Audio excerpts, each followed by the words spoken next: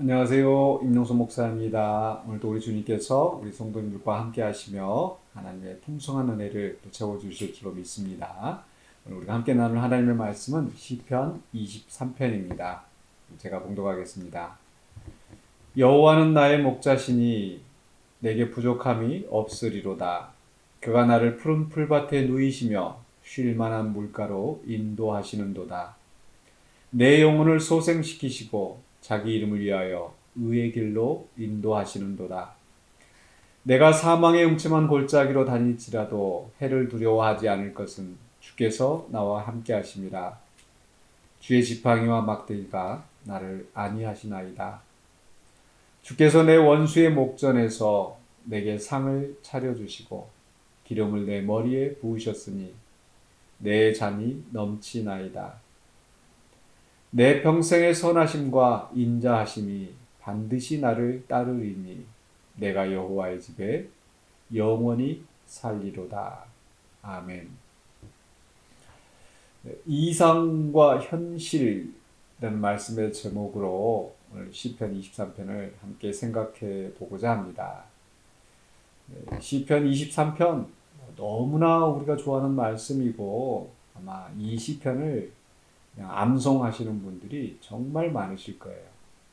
뭐 암송 못하더라도 이 시편 한 구절 한 구절 아마 다 찬양으로도 나오고 또 많이 듣기 때문에 또 어떤 집에 가보면은 또 이 시를 시편 23편을 그 액자로 해서 또 멋진 성화로 또 표현한 그런 그걸 많이 볼 수가 있습니다. 그래서 우리가 이 시편 23편 너무나 좋아하는 찬송입니다. 저도 좋아하고요.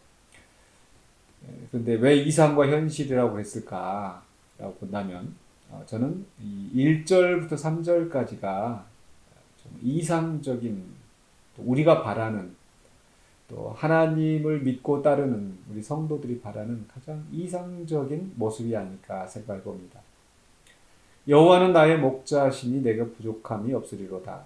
하나님 나의 목자시니까 하나님이 우리를 우리 양떼를 이끄신다면 우리는 정말 부족함이 없이 푸른 초장 맑은 시냇물가로 달릴 것이다. 그렇죠? 정말 지혜롭고 선하신 우리를 가장 사랑하시고 또 전지전능하신 그 하나님이시기 때문에 어디가 풀이 있는지 어디가 물이 있는지 어디가 안전한 곳인지 잘 아시겠죠. 또 이리와 또 사자, 늑대 이런 들짐승들이 집어삼키려고 해도 우리의 선한 목자 되신 분이 우리를 지켜주시니까 그래서 우리는 참 편안하고 행복할 것이다. 그게 정말 이상적인 우리가 정말 바라는 소망하는 또 우리가 믿는 그런 성도의 삶일 겁니다. 그러나 현실은 어떠합니까? 정말 우리 성도 여러분 그렇게 푸른 초장 맑은 시냇물가에 사시는가요? 그렇지 않습니다. 하루하루가 정말 전쟁 같고 힘들고 교회 가도 그렇습니다. 교회는 정말 하나님을 사랑하고 이웃을 사랑하고 정말 성도들이 연합하고 만나는 사람마다 즐겁고 이래야 되는데 정말 교회 가도 힘들고 정말 보기 싫기도 하고 이게 우리의 삶의 모습이죠. 가정은 어떻습니까? 남편도 아내도 부모님도 자녀도 다 신앙생활 하는데 그러면은 그 가정이 정말 행복하고 평안하고 그럴까요? 그렇지 않습니다. 그 속에 다툼과 또 상처와 아픔, 그게 우리 현실의 모습인 거죠. 그래서 이 시편 기자도 결코 그 현실을 외면하거나 왜곡하지 않습니다. 이 현실은 사망의 음침한 골짜기예요.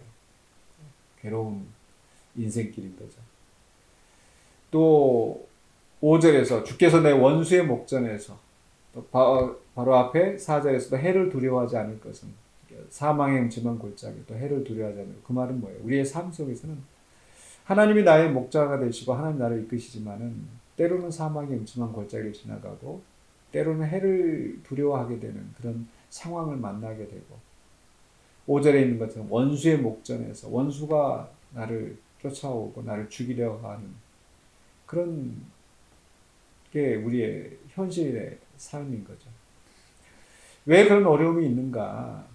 때로는 우리의 죄악된 본성 때문에 우리가 또 공격을 받기도 하고 또 남을 공격하기도 하고 또 이 세상은 또 공중 권세 잡은 자가 악한 영들이 또 지배하면서 또 그 영에 끌리는 사람들이 또 나를 죽이려 하고 그렇죠? 다윗 같은 경우도 결국 사울에 쫓겨다니면서 이렇게 죽을 뻔한 고비를 많이 넘겼지 않습니까? 왜 그렇습니까? 악한 영에 사로잡힌 사울이 또 그 마음의 욕심 때문에 질투 때문에 다윗을 죽이려 하기 때문입니다. 압살롬의 반역을 겪을 때도 그러했었고 다윗의 삶이 결코 푸른초장 맑은 시냇물가만 있었던 건 아니죠. 오히려 어떻게 보면은 더 많은 사망의 골짜기를 또 해를 두려워해야 되는 그런 상황이 있었을 것입니다. 우리의 삶도 마찬가지고요. 그런데 그 어려운 현실을 극복해 나가는 힘은 어디서 나옵니까? 어떻게 그 힘겨운 삶을 우리가 헤쳐나올 수 있을까요? 바로 주께서 나와 함께 하십니다. 주의 지팡이와 막대기가 나를 안위하시나이다.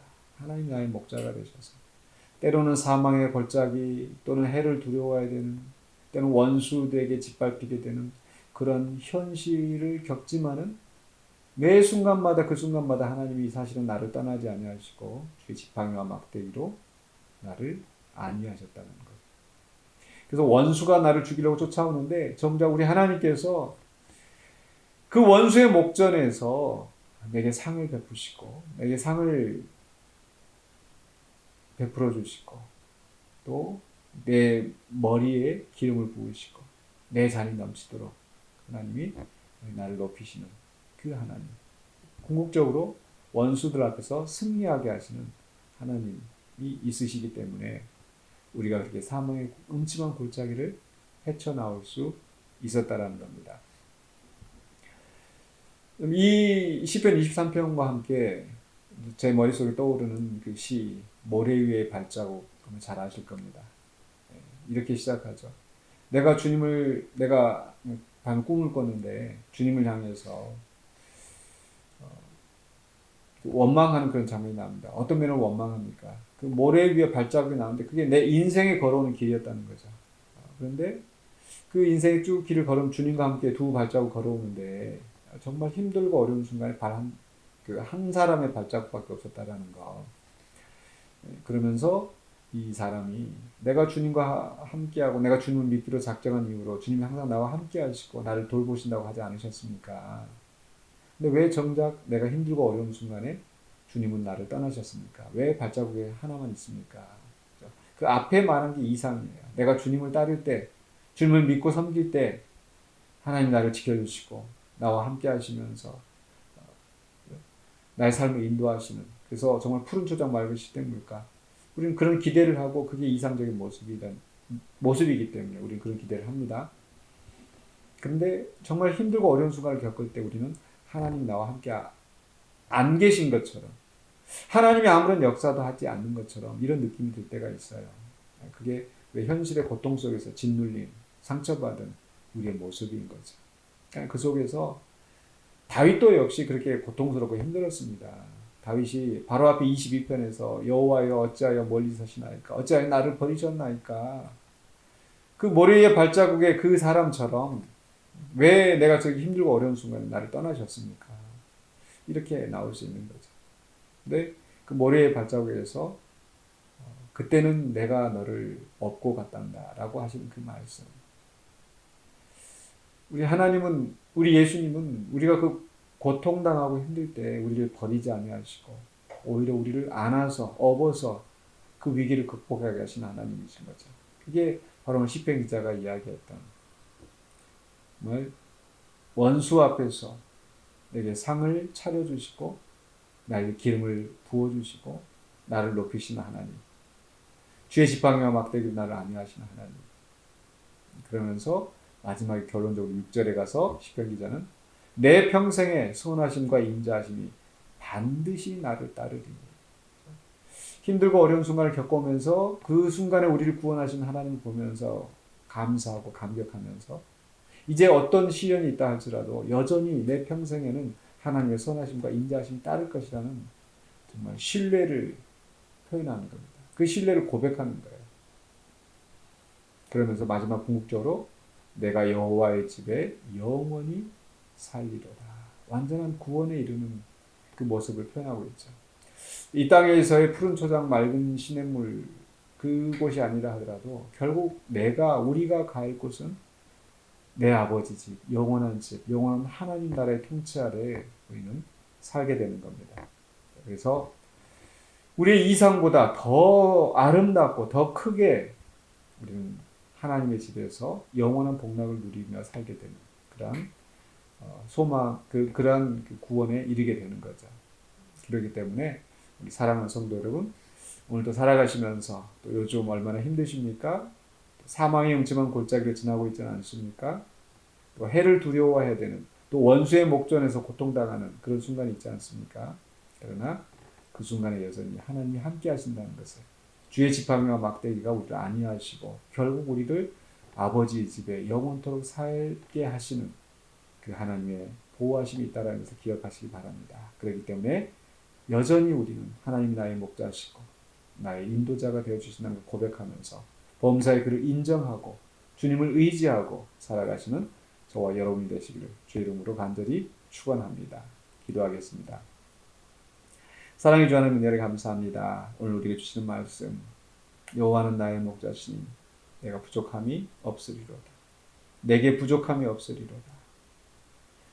그러나 우리의 현실 속에서 정말 많은 것들이 부족한 것처럼 보이고 많은 순간순간마다 주님이 내게서 멀리 있는 것처럼 느껴질 때가 많지만 그러나 여전히 주님은 우리를 떠나지 아니하시고 우리의 삶을 인도하시는 줄로 믿습니다.